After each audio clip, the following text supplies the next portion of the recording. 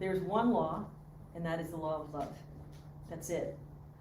It's interesting to see how it shows up in our lives and in the world and in our neighborhoods. I was talking to somebody the other day who's going to be writing a paper, interviewing somebody who's the mayor of a town. And you start thinking about the council of the town. Then you start thinking about the state legislature. Then you start thinking about the regional. And then you start thinking, oh, and the laws change as these laws, these human-made laws, seem to change according to the scope of the people inhabiting an area and how best to make sure funds are allocated for this. And, you know, we've got water going here and electricity, the grid's doing this. If you start to think about it, how many of you are feeling overwhelmed just thinking about, oh my God, I don't even want to, great, don't. All you need to think about, all I need to think about is how we connect to love. And the laws take care of themselves. Wherever you find yourself, that's where you are. Somebody really intelligent said that. Thank you very much. Yeah. So there are things that govern the known universe. There are also laws that govern the unknown universe and stellar systems and solar systems and all that. We don't need to know all of that intellectually. We would never understand it anyway. Linearly, that's not the point. The point is, once again, you're the point.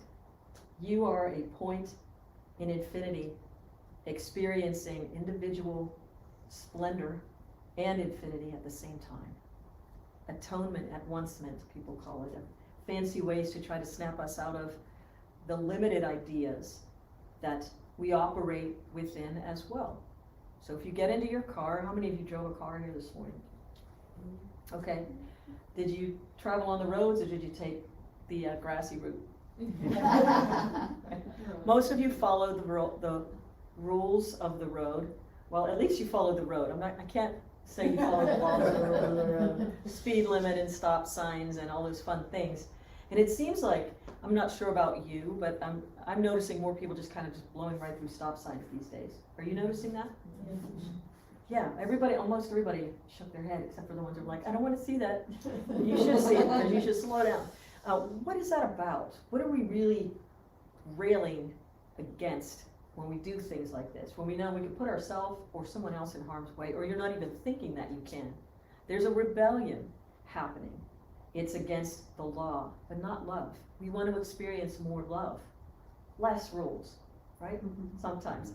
You know, I am definitely, my background is in developmental psychology, so I am a strong proponent of allowing kids to free play until they're almost 8 years old. Go play in the yard. I'm not a fan of t-ball. There, I said it. I love softball. But it's too many rules. Too many rules right off the bat. Who knows what they might develop and play on their own before. My whole head's tingling like I might have offended people or something. I don't know. But I know when I'm speaking capital T truth, it's like we need to have a remembrance of a time where we could just play. Not that there aren't rules in the backyard. Free play doesn't mean free for all. Remember those? This is not a free for all. Did you ever hear that? I remember, and I might have shared this story.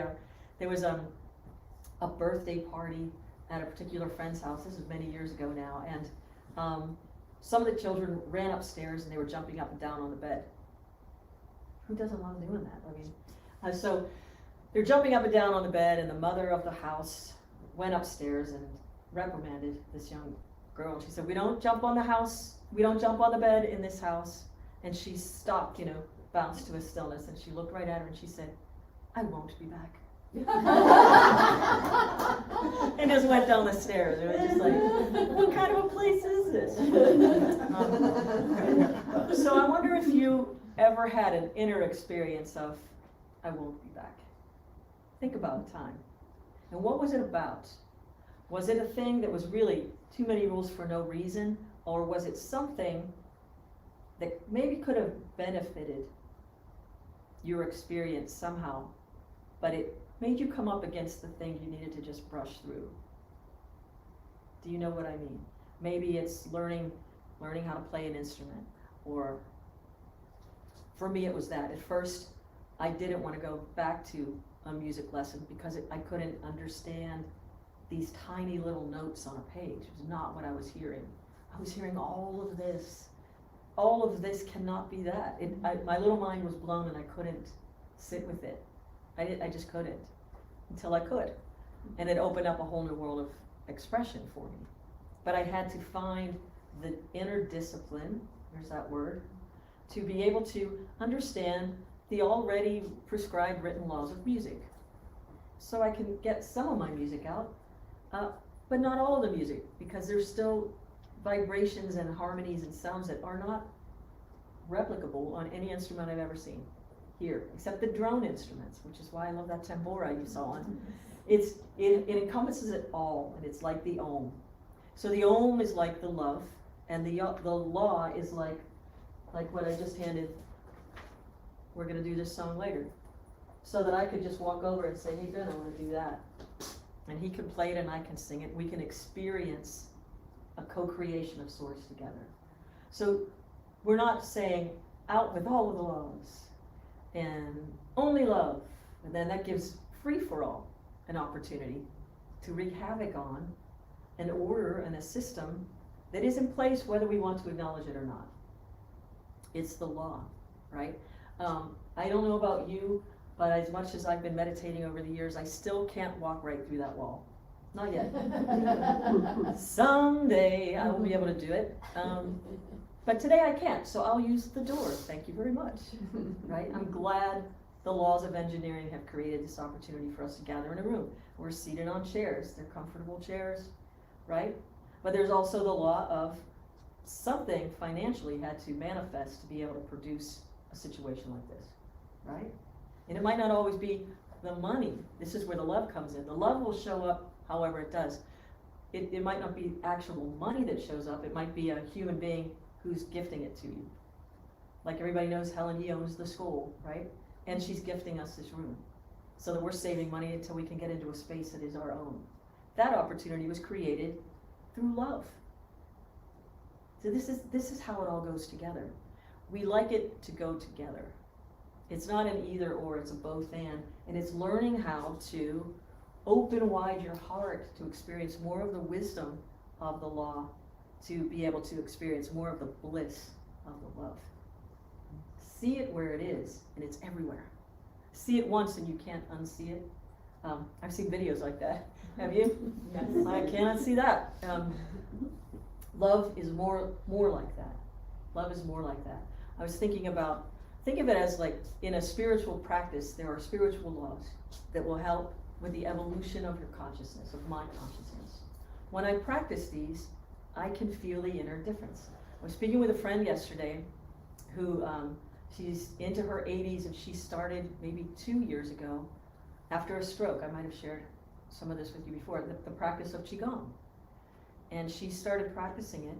Now she's been on a spiritual path her entire life. But her evolution of consciousness is happening so fast that it's frightening.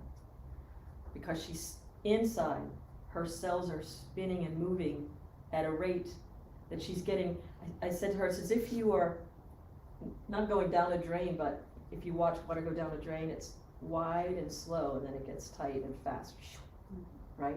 Like your car, the tire on the outside is not as hot as if you held the center of your, I don't recommend you go try this, but take my word for it, it's really hot in the middle. When you start to spin, she's almost through to the other side, is the point. Whirling dervishes do this. Kids know how to do this. They like to spin around in circles. They love it. I don't like to spin around in circles anymore. Maybe I did when I was little. Did you like to spin around in circles? Yeah. Why? It's fun. You kind of get disoriented, right? Why is that fun? Because you're into something else at that point. It's an altered state of consciousness with which your soul is familiar. So we find these ways to play. So the love and the law. So the law would be, it's probably a good idea. So she's practicing the laws of Qigong, and the love of Qigong she's experiencing in her body. And it makes her feel better after she doesn't feel disoriented anymore, and she starts to go for a walk, to incorporate all this light that has been like newfound light coming out of the muscles and tendons, and it's like you released it all of a sudden. It's free to move. It's not holding her steady. It's moving through her. So it's kind of disorienting. It's kind of like, if you've ever had acupuncture, anybody in here do acupuncture.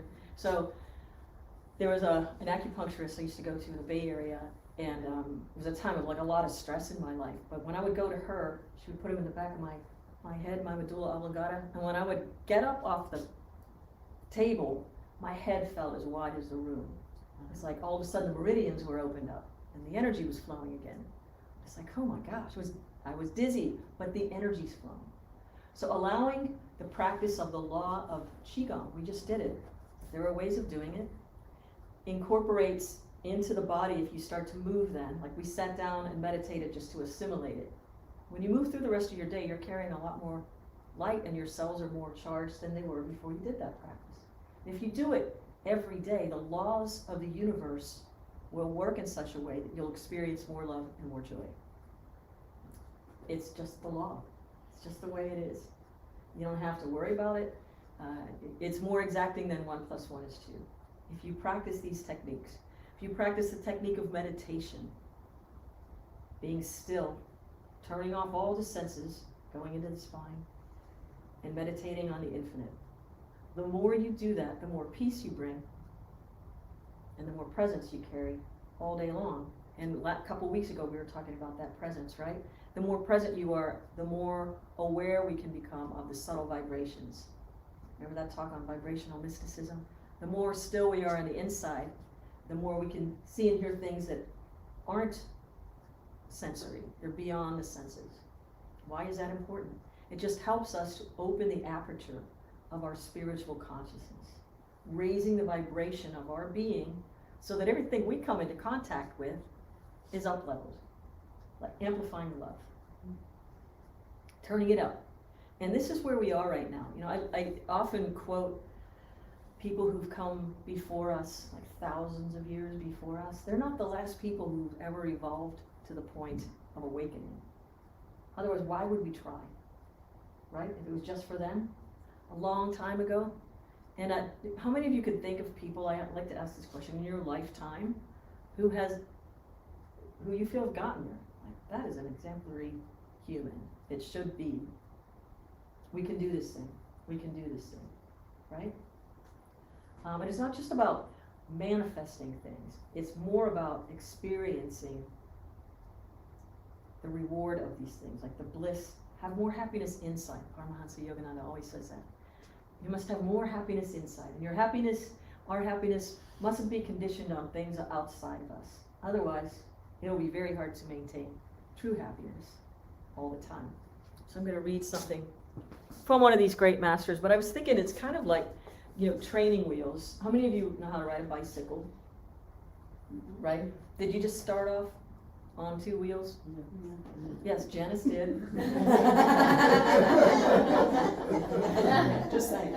And even if you did, you might have had the proverbial, like, parent or guardian, whomever was your caretaker, holding the back of that seat for a minute. Think of the thing holding the back of your seat as the infinite. Love, Divine Mother, you know, beloved infinite, whatever you call God. God is holding the back of your seat. And I don't know about you, but I remember it clearly. We had a large backyard, so we were in the grass. I fortunately didn't have to learn on cement like some people. Ouch. And this was before you could buy pads and all that for everything. Like, you could pad up every part of your being right now. Isn't that amazing? Kids in the yard and stuff like, and their toys aren't as dangerous either. It's like, how do we make it? But my father had the back of my seat, and when he saw I had it, he let it go. But I was more interested in making sure he had it than I was with what I was doing. And I heard him say, "Yeah, you got it." And he sounded further than the back of my seat. You know what I mean? So I turned around and goes, "Oh my God, he's not holding my boom." Right? The difference is the infinite always has the back of your seat. And that voice is always closer than the beat of your heart. Nearest of the near, dearest of the dear is a Lord Krishna quote. So I think about so the training wheels are like the laws of the universe. They're the laws. It helps you to find balance. And it also, while we're balancing on our bicycle, when the training wheels are off, we have a little more freedom, don't we? You can go down into the garage or wherever you kept your bicycle, and you can take it out whenever you want. You don't have to wait for someone to come and help you try to ride the bike. That's freedom. So with the governing laws, we learn how to do this, how to do that, and then you have the freedom to go try it out on your own. What do? Well, the first thing some of us try to do is try to go a lot faster, right? And then you have this like speed to skill thing you've got to work out. I remember my sister coming down over the hill, double dipping right into the hedges. And then the bike was broken and we had to fix all that up. So there was I call that broken bike the point of the opportunity for contemplation. You had to put it on pause for a minute, another law of the universe. It's very, it's an excellent practice to introspect on what you've experienced through the love and the law throughout the day. So the love was, my parents came out, made sure she was okay. The law was, I'm not going to do that again because it's too fast to make the turn to keep going. So that's the law. There's no way to get around that. Really, you really couldn't do it. Not even my brother could do it. He was really skilled. Too tight of a turn. So, do you see what I'm saying? We can try these things out with the freedom we have once the training wheels are off. So we have these inner disciplines. We can go out into the world right now. Most of us can leave this room and pretty much go do whatever we want. What are you doing with your time? And does it serve body, mind, spirit? Does it serve the ultimate divine realization of, or the enhancement of your consciousness? Like yesterday, I quite enjoyed just taking a day to myself, and I thoroughly enjoyed watching the Ohio State women play. Yes, and beating UConn. I don't know why I enjoy seeing UConn lose sometimes. They've been winning for such a long time. You like to see, plus it was Ohio State. So that was meaningless, but fun. It was fun watching other people do what they do really well. It's why we come together to be together. It's why we go to concerts. It's why we go out to dinner. It's why you eat that meal somewhere else because they cook it better. Or they actually know what's in it. I don't even know sometimes. But it's that. We get to enjoy and appreciate once people have come alive into the thing that they're passionate about. It's all the same vibration. It's just joy for the sake of human experience and love. So those mental disciplines, watching people, how many of you watch people trying to make free throws? And how important the extra pointer in football seems like a gimme, but they miss those too. But the free throws, that'll make or break your game, right? How many times do you think they practice those? A lot. It's like Ben practices scales. You have to compose a beautiful song like that and nail it. Did that just come overnight? I ask him this every time he's here. He's like, no. No. Right. So I think of parents and guardians of children as those training wheels, and they go to great lengths to protect us from the things they know could harm our physical organism. Right? Then we're all here. Somebody kept us safe for a while. And then other times there are the mental things, the things that we need to remember how to keep our mental state free from harm. We stay away from people who are just overbearing, right? Or, we know how to manage ourselves around them if we have to be around them, but how many of you would choose to be with somebody who's just always mean and just not fun? No hands went up. No, but it's the point. So we've learned then how to also navigate our emotional well-being, physical, emotional well-being, and the spiritual well-being. So when we're riding this bicycle, there are laws in place that we don't have to know about, but we're wired for consciousness. We're wired for realization. I think of it as when we're riding a bicycle without the training wheels on it, it seems like all of a sudden we develop perfect balance, doesn't it? When what's really happening is our brain is programmed to just create a series of what they call micro adjustments. And it's doing it so rapidly that you don't even know it's doing it, and it feels like perfect balance. But your mind the whole time is keeping you on the bike. It's doing this the whole way, like your parents did before you got it.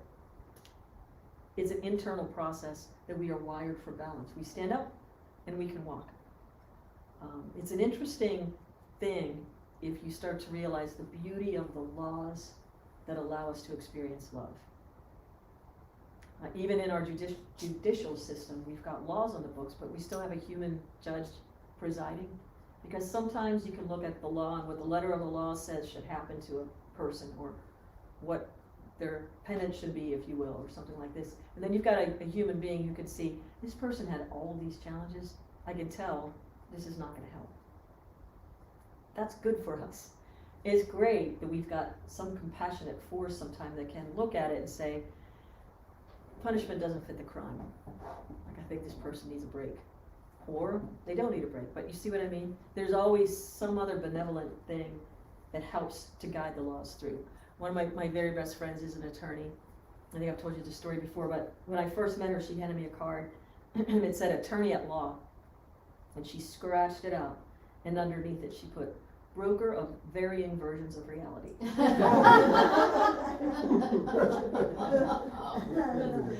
It's great because aren't we all kind of brokers of varying versions of reality?